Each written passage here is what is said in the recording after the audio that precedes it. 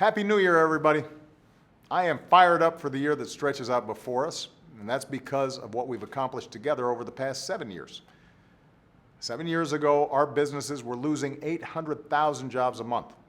They've now created jobs for 69 straight months, driving the unemployment rate from a high of 10% down to 5%. 7 years ago, too many Americans went without health insurance.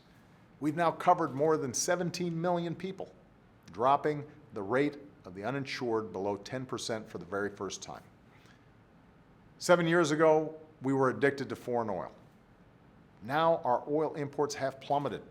Our clean energy industry is booming, and America is a global leader in the fight against climate change.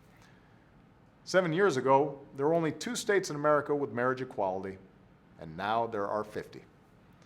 All of this progress is because of you, and we've got so much more to do. So my New Year's resolution is to move forward on our unfinished business as much as I can.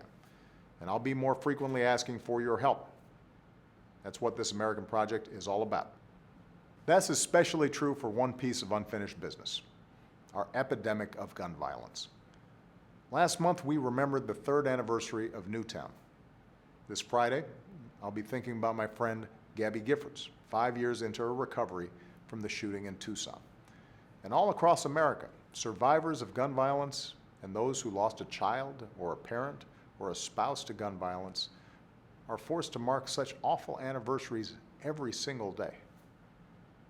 And yet, Congress still hasn't done anything to prevent what happened to them from happening to other families.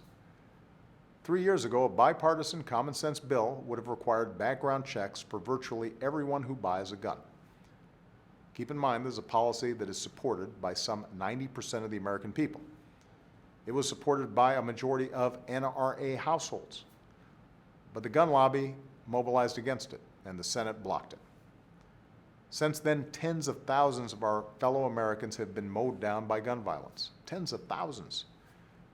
Each time we're told that common sense reforms like background checks might not have stopped the last massacre or the one before that, so we shouldn't do anything. We know we can't stop every act of violence, but what if we tried to stop even one? What if Congress did something, anything, to protect our kids from gun violence? A few months ago, I directed my team at the White House to look into any new actions I can take to help reduce gun violence. And on Monday, I'll meet with our Attorney General, Loretta Lynch, to discuss our options.